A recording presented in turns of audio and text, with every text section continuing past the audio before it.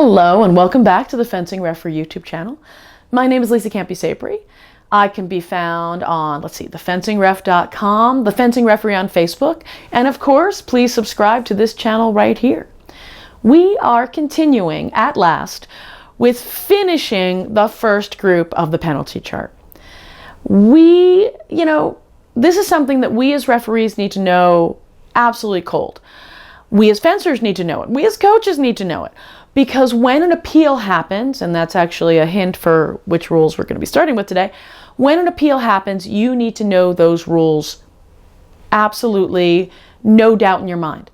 Because the one time you have doubt in your mind is the one time somebody at the bout committee is having to look up a rule, right? You need to be absolutely having an awareness of what constitutes an unjustified appeal.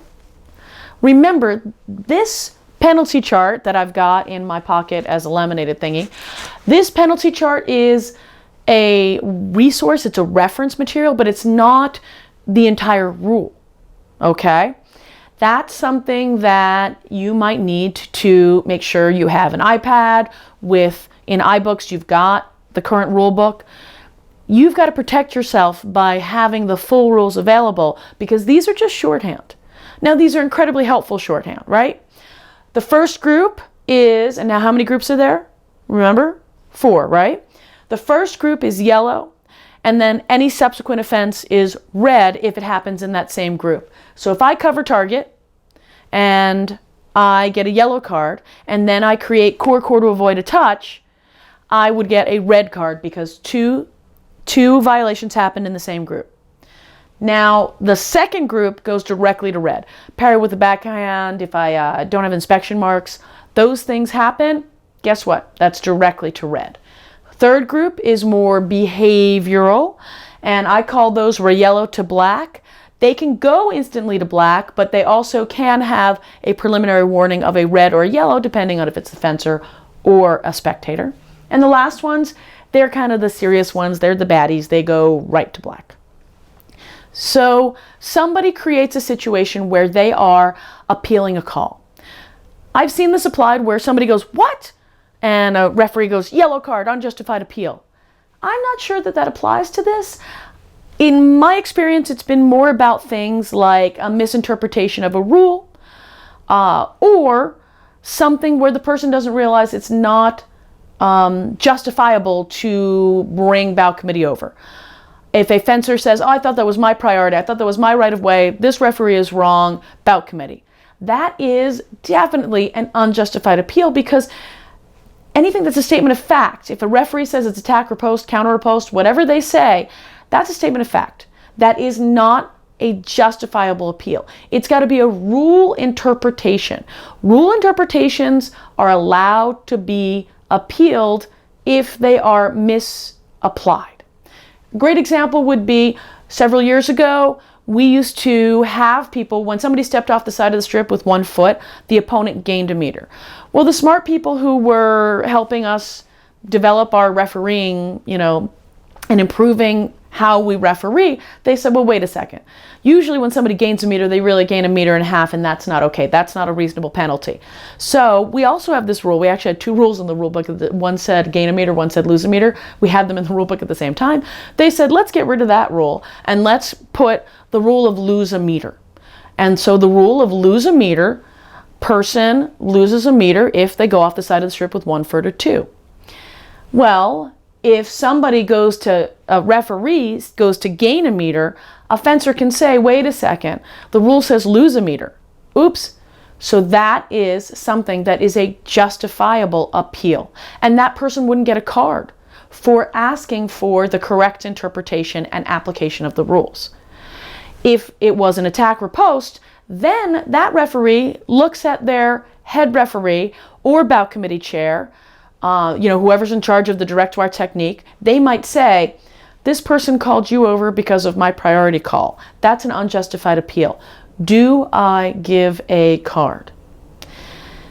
This is something the referee can ask because in the rules it actually says that the head official is supposed to indicate to the referee whether or not they give a card. Have I been asked that question? Yes.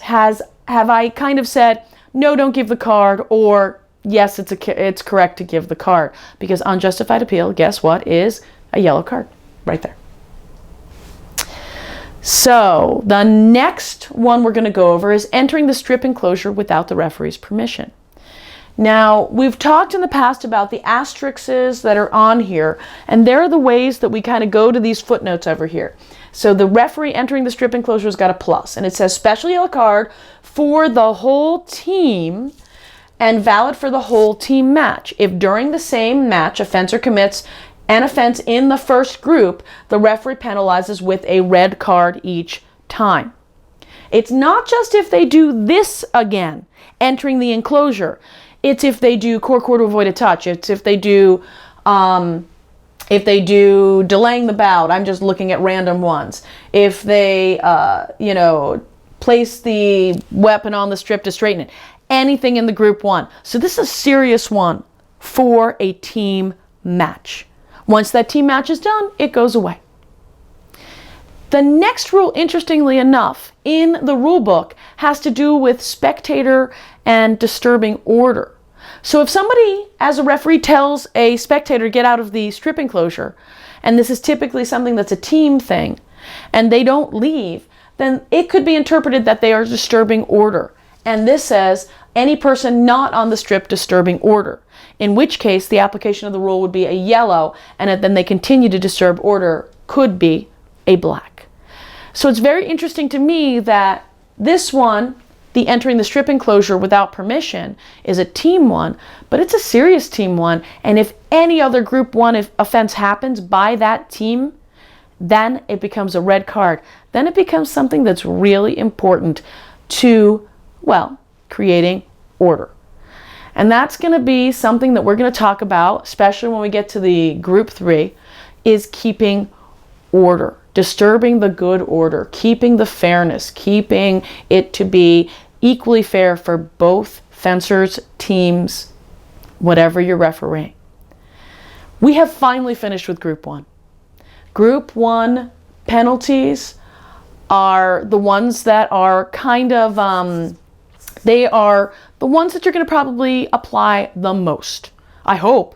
Because man, if you're got a lot of people pairing with the back arm, there's some problems going on, right? And if you are in group 3 land or group 4 land, there are even more problems. I am so glad that you are sticking with this and that you are trying to make yourself a better referee.